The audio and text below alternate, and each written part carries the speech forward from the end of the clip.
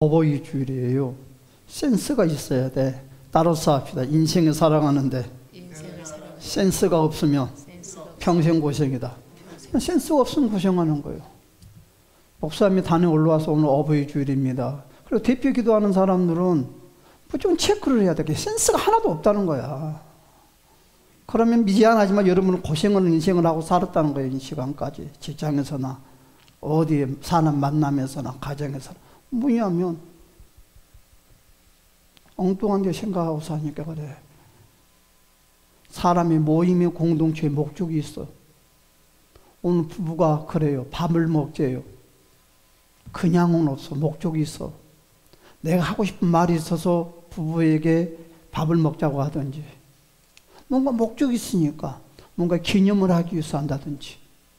그러면 그 식사 자리에서 목적이 있는 사람은 그 목적의 말을 꼭 꺼내게 돼 있어. 아니 바보가 비싼 밥 먹고 그냥 집에 들어온 바보가 어디가 있어. 목적 달성을 하고 와야지. 당신 참 좋았다, 안 좋았다, 이거 좀 고쳤으면 좋겠다.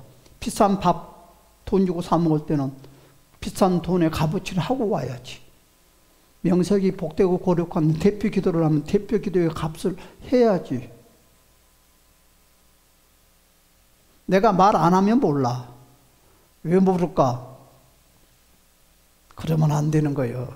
세상 사람 말로 못 써. 복 못 받아. 창피해.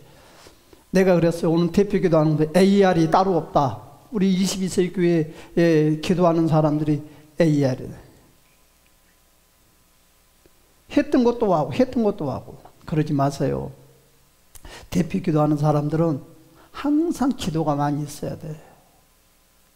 그래서 대표 기도하는 사람들은 그래서 큰 교회가 좋아. 큰 교회는 진짜 기도하는 사람들은 철학 기도를 한다고 하지 않습니까? 철학 기도를 않더라도 대표 교회 한 사람들은 일찍 나와서 1시간, 2시간 동안은 영적으로 기도를 해야 돼. 그리고 대표 기도하는 사람들은 일주일 동안 고민을 해야 돼. 무슨 기도를 할까? 그러면 가르쳐줘. 성령님이 원고 안 쓰고 가도 가르쳐줘. 진짜 가르쳐줘. 성령님이 가르쳐줘야 돼. 할렐루야. 성령님이 지배를 받고 살아야 돼. 인간의 짱구를 돌리면 고생해. 사랑하는 여러분, 따라서 합시다. 부모를 공경을. 여러분, 부모님을 공경하면 하늘문이 열리는 열쇠다고 그랬어. 부모를 공경하면. 그런데 오늘 첫 번째, 우리 하나님께서 부모님을 공경하래요. 하늘의 명령이 돼요. 하나님께서 우리에게 주신 첫 번째 십계명 중에 첫 번째 약속의 계명이 부모의 공경입니다. 그런데 이것이 참 아리송이해요. 무조건 공경할 것인가? 이것이 아리송하는 거지. 여러분, 이것이 부모를 공경하라는 것이 우리가 생각하는 것처럼 그냥 인간적인 윤리 도덕이 아니다는 거예요. 하나님은 부모를 공경하는데 단서를 하나 싹 걸어놨어요. 그리고 여러분 다시 기억하세요. 여러분, 부모를 공경하는 것은 우리가 생각하는 윤리 도덕이 아니다는 거예요. 이건 하나님의 법이라고 그랬어요. 그러면서 뭐라고 그랬냐면, 오늘 서두에 보니까 자녀들아, 여러분 여기에다 키워드를 하나 걸어놨는데, 주 안에서 너희 부모에게 순종해라. 할렐루야. 아멘. 또한 여러분들, 부모님들은 또한 자녀에게 감사해야 될 것이 있어요. 왜냐하면 내 자녀가 예수 믿는 것에 대해서 부모들은 감사해야 돼. 내 자식이 예수를 모르고 암만 좋은 직장 생활을 한다 하더라도 개망난이 짓을 하게 돼 있어. 여러분, 하나님의 말씀인 예수 그리스도의 십자가가 믿음의 사람들의 잘못된 것들을 채찍질 해주고 붙잡아준 역할을 하는 거예요. 절대 부모가 할 수 없는 거예요. 그래서 부모님들은 자녀가 예수 믿는 것에 대해서 하나님께 영광 돌리고 감사해야 되고, 또한 자녀들은 하나님의 그 사랑을 가지고 부모님을 잘 섬기는 저와 여러분들이 돼야 되는데, 그게 어디 안에 따라서 예수 안에서. 여러분, 이 말은, 부모의 공경은 단순히 효도 이상이라는 것입니다. 효도 이상. 여러분 그냥 효도다고 생각을 하지 마세요.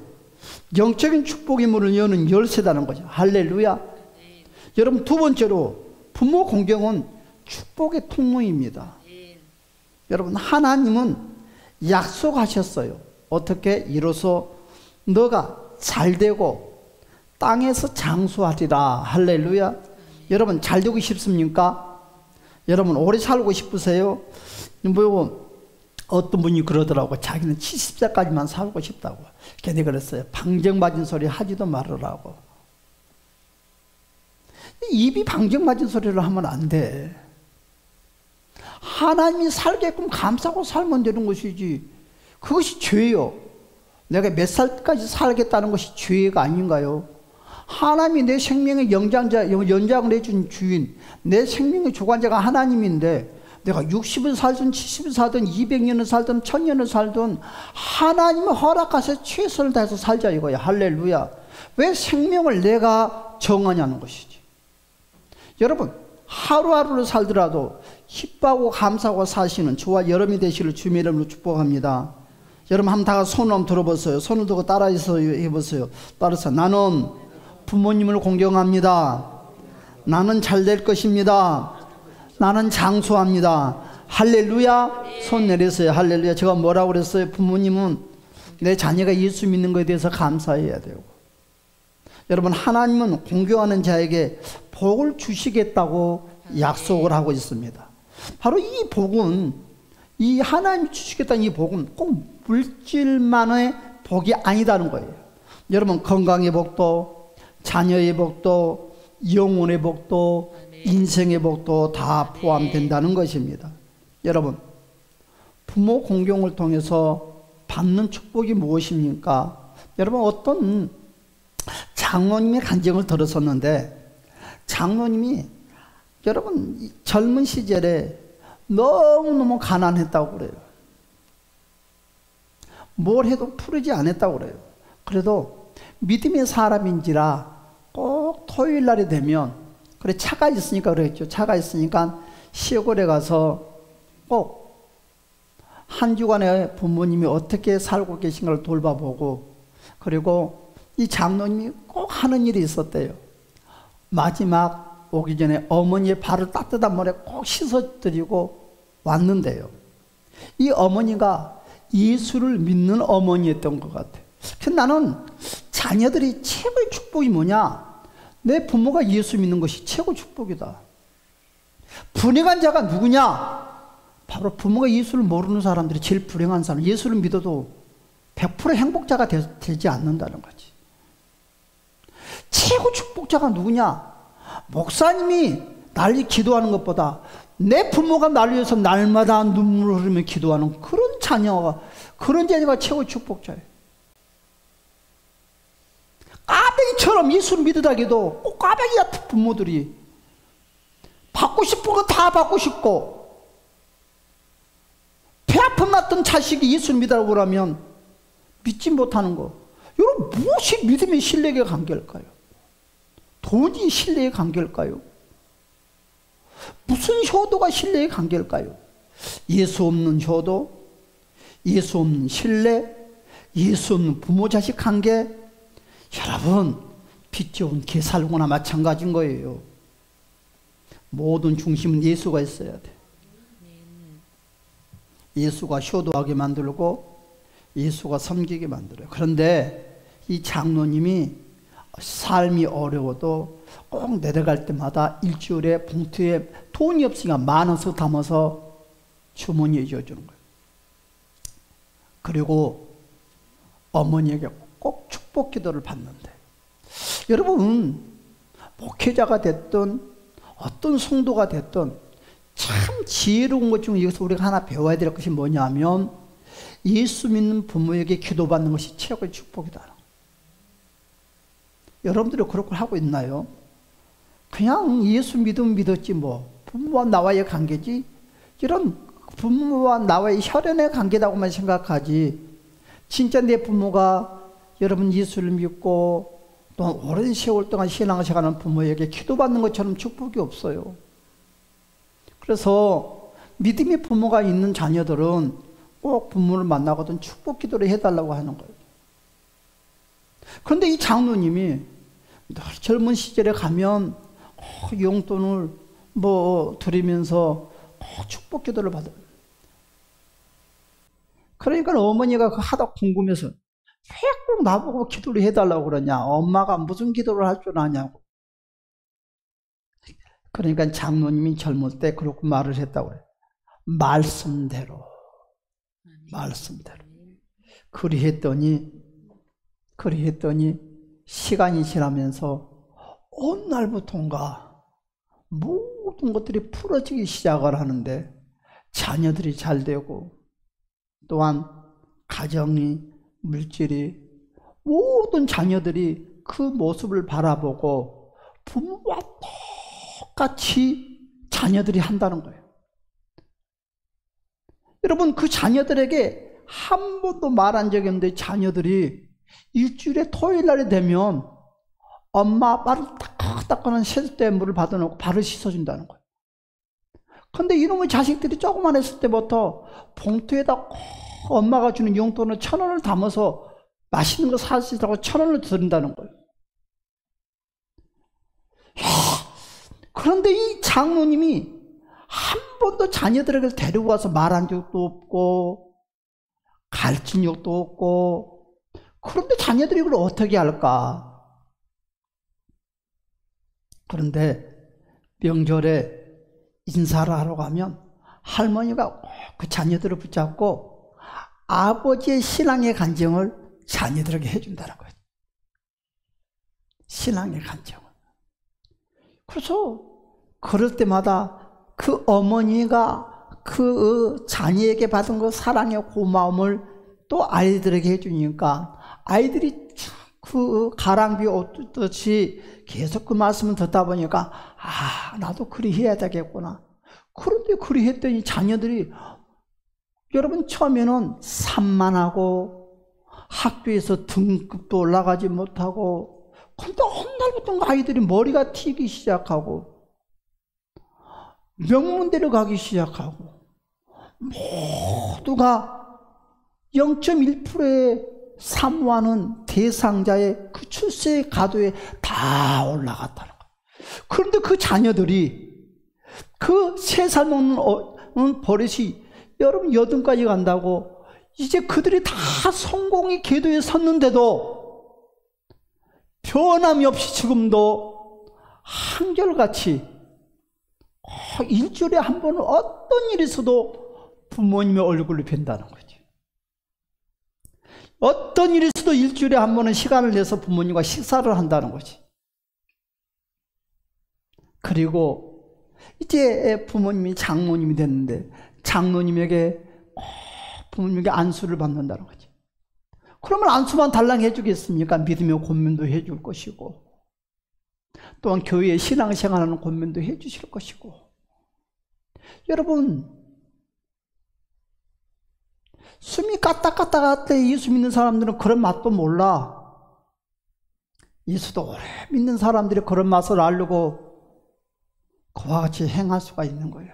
그래서 예수양이 그래서 묵은 닭이 좋은 거예요. 세상 짓거리 다 하다가 예수 믿는 것보다 예수를 잘 믿든 못 믿든 아장아장 말도 하지 못할 때부터 엄마 품속에서 손잡고 예배당에 다니는 사람들이 그래도 최고요. 모태 신앙 욕할 필요 하나도 없어. 진짜 일꾼들이 모태 신앙생활 하는 사람들이요. 그런데 이 시대 사람들은 그렇지 않아. 모태 신앙이면 다냐고. 안 그래. 우리 부모가 내가 어릴 때부터 예수를 잘 믿었다 한다 하면 어떻게 될까요? 날마다 21세기 교회를 놓고 눈물로 기도의 삶을 살 것이요. 그냥 다 연세가 드시고 나서 예수를 믿으니까 뭘 알아야지. 뭐 좀 하세요 그러면 답변이 오기를 몰라. 여러분들도 그렇지 않은가요? 그러지 마세요.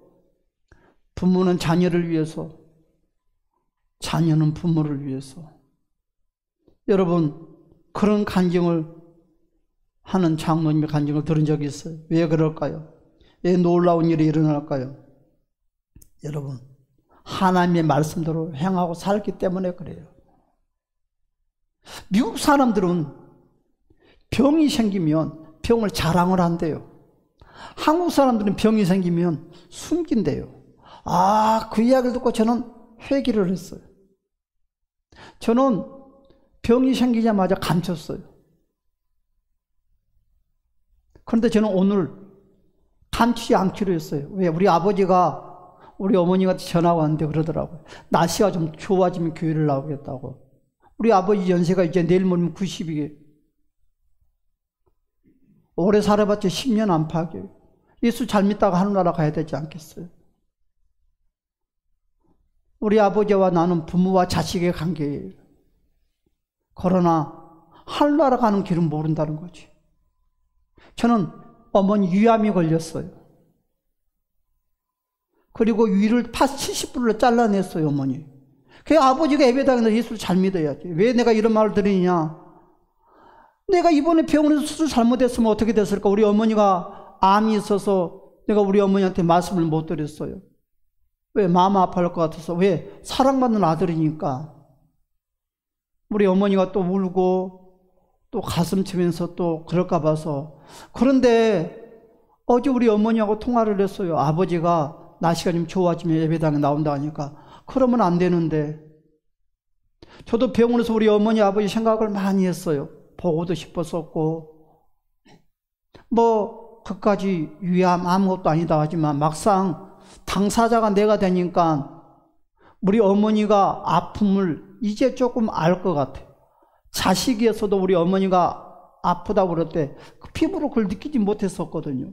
근데 나도 위암이 걸려서 수술에 올라가는데 그 어머니의 마음을 이제 조금 알 것 같아요. 그러나 나는 목회자예요.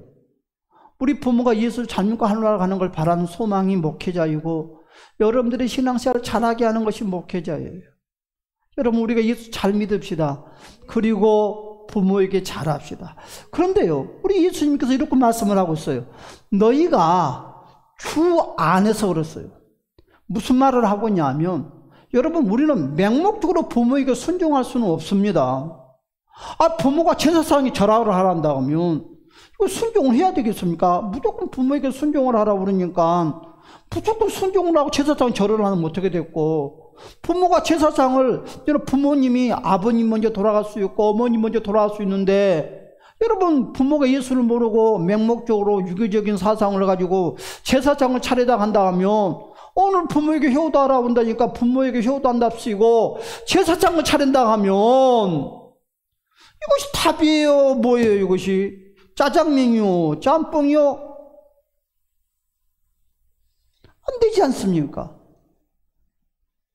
우리가 항상 효도를 하되 말씀에 입각해서 효도를 하자는 것입니다. 그렇잖아요. 말씀이 중심이 돼서 우리는 부모님을 섬기고 또한 자녀에게 사랑을 베푸는 우리 모두가 되었으면 합니다. 여러분 우리는 기억을 해야 돼요.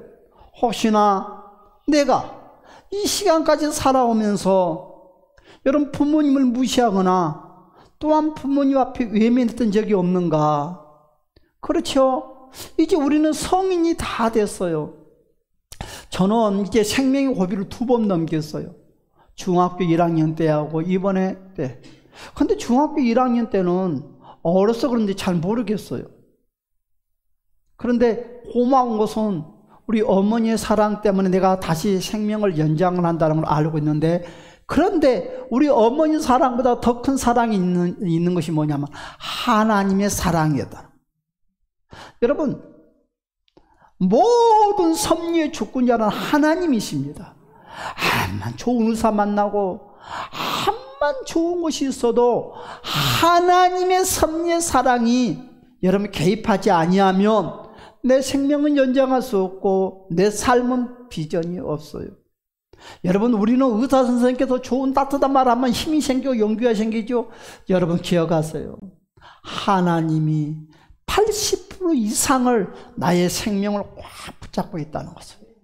여러분 20%는 의사의 손길 안에 있지만 그 20%마저도 하나님께서 다 주관한다는 거예요.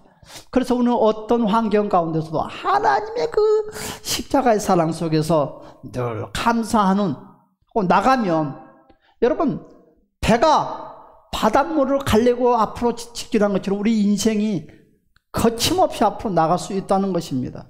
우리는 한번 기억해야 돼요. 내가 퉁명스러운 말 한마디를 가지고 부모님의 마음을 또한 부모님에게 무시하지 않았는가, 부모님을 외면하지 않았는가. 이와 같은 것들은 이제는 다 벗어버립시다. 우리도 이제 성인이 다 됐어요. 그래서 우리가 하나님을 섬기듯이 내 부모를 어디 안에서? 주 안에서 섬기는 우리 모두가 됐으면 합니다. 예수를 모르는 부모에게는 단 한마디라도 예수를 믿자고 권면을 하고, 여러분 부모님들은요 항상 내 모습을 봐요. 예수 믿는 자녀의 모습을 바라보고 예수를 안 믿었던 그 모습과 믿음의 모습 가운데 있는 그 모습을 항상 비교해요. 그러면서 부모가 뭐래?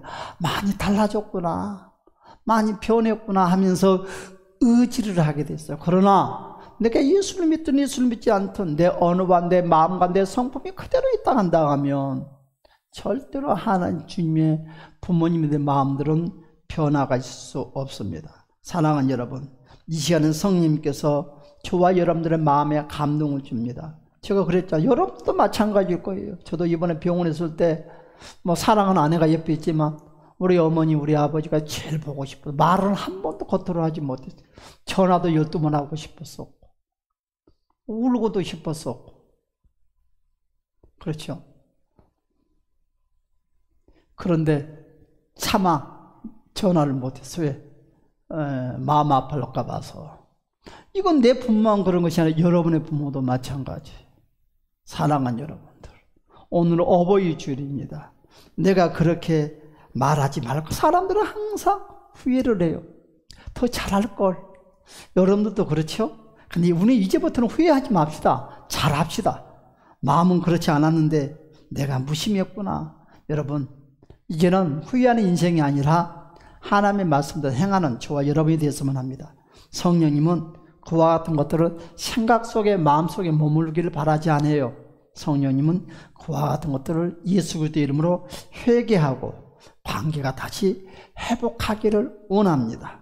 시간을 다 같이 한번 딱 1분만, 우리 한 50초만 주님, 내가 말 한마디를 가지고 부모에게 무심했던 그것을 가지고 주님, 이제는 그와 같은 인생이 되는 것이 아니라 이제는 따뜻한 말을 하고 격려의 말을 하는, 이제는 받았으니까 베푸는 인생이 되게 해달라고 딱 우리 한 번만 주여 부르고 동선을 기도합시다. 주여 할렐루야, 참 좋으신 우리 주님 함께하여 주시옵소서. 우리가